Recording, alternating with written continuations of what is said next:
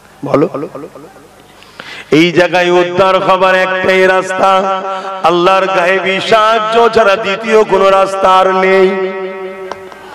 আর আল্লাহর গায়েবী সাহায্য অর্থাৎ ফারিস্তা পাঠাবে আল্লাহ। ফারিস্তা যে পাঠাবে, তুমি আমি কি ফারিস্তাদের নিবার উপযুক্ত?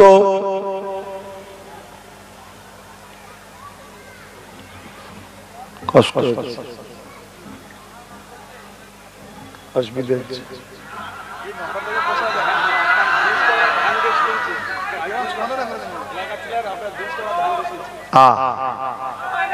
এই রোদে আল্লাহ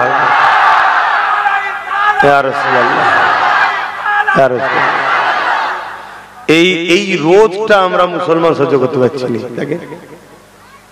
আমি আপনাদের কথা বলছি, চতুর্দিকে আছে তো, এই রোদের জন্যই তো আসে না তারা। যারা রোদ থেকে পালিয়ে যেতে চায়, মজলিস কোরআন হাদিসের মাহফিল অসম্মান হয়, হোক যায়, এই পরিবেশটা তো একটা ছবি উঠছে নাকি? কথা বলে, এইগুলো তো ইসলামের দুশমনদের কাছেও যাবে, তখন তারা বুঝবে না ঠিক আছে, কাজ চলছে, মেডিসিন কাজ হচ্ছে। কিছুদিন আগে ভ্যাকসিন দিয়েছিল না, এখন শুনছি নাকি ভ্যাকসিনের রিয়াকশন হচ্ছে, তাই তো নাকি? যখন পটপট মরছে তখন ভাবছে কাজ হচ্ছে, কেন মানুষকে মেরে দিতে তো চায়। ঠিক এই পরিবেশটাও যখন দেখবে তখন তো তারা বলবে যে আমাদের কাজ। আমি বলবো না যে আজকাল ছুটে ছাটে আসার সময় নেই, কিন্তু এগুলো ভাবতে হবে, একটু ভাবতে হবে।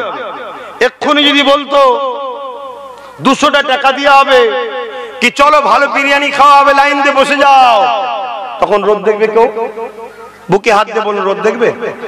সব বসে যাবে। যার বাড়িতে রোজ ভালো মন্দ খাওয়া হয় সেও ছুটেছে বসে যাবে, কারণ ফ্রিতে পেলে যা হয়ে যাক খেলে। হাই এসবের কারণটা কি, এটাই বুঝাতে চাইছি। তুমি আসনি, দেরিয়ে আছো, থাকো, আসতে হবে না, কিন্তু এর কারণটা কি হলো, এরকম সমস্যা কেন?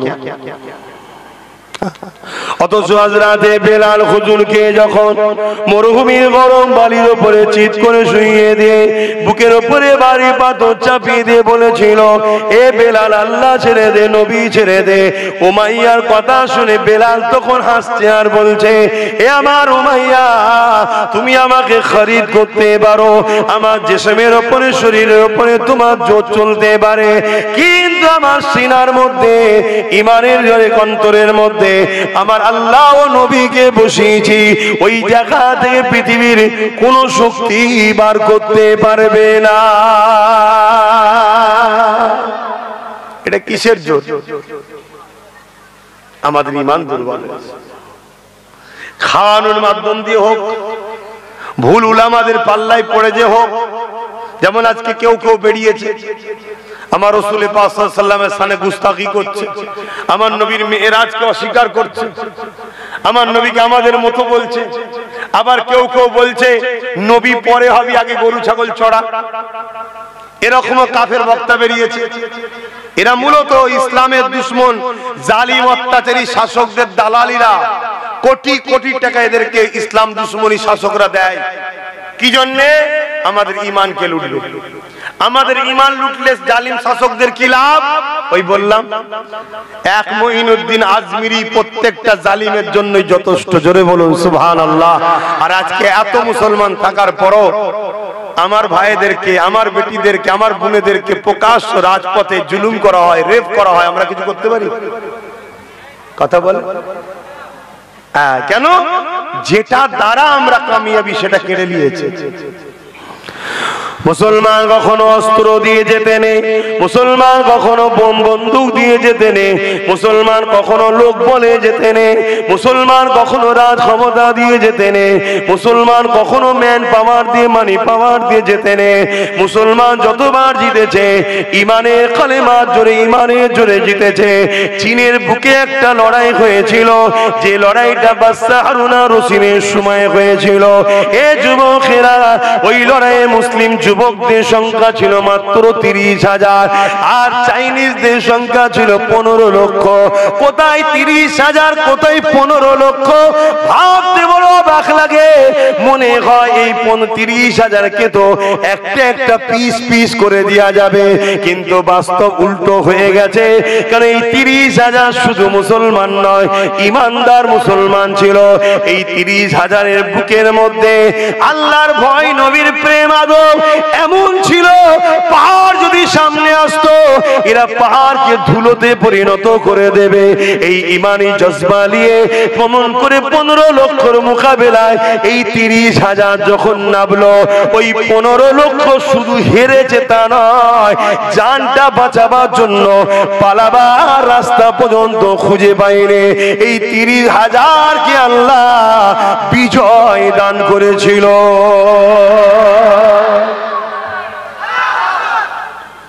আমাদের কি দশা? তাহলে আমাদের মধ্যে নিশ্চয়ই ইমানের পাওয়ার দুর্বল, আর নাই কেড়ে নিয়েছে। তো কারা কেড়বে? অমুসলিমরা পারবে?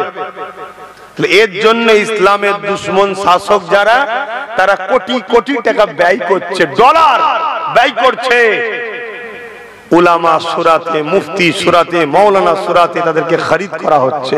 যাও ওয়াজ করো, নামাজের কথা বলো, দাড়ির কথা বলো, টুপির কথা বলো, সব বলো, মুহাম্মদ রাসূলের প্রেম আদবটা থেকে সরাও।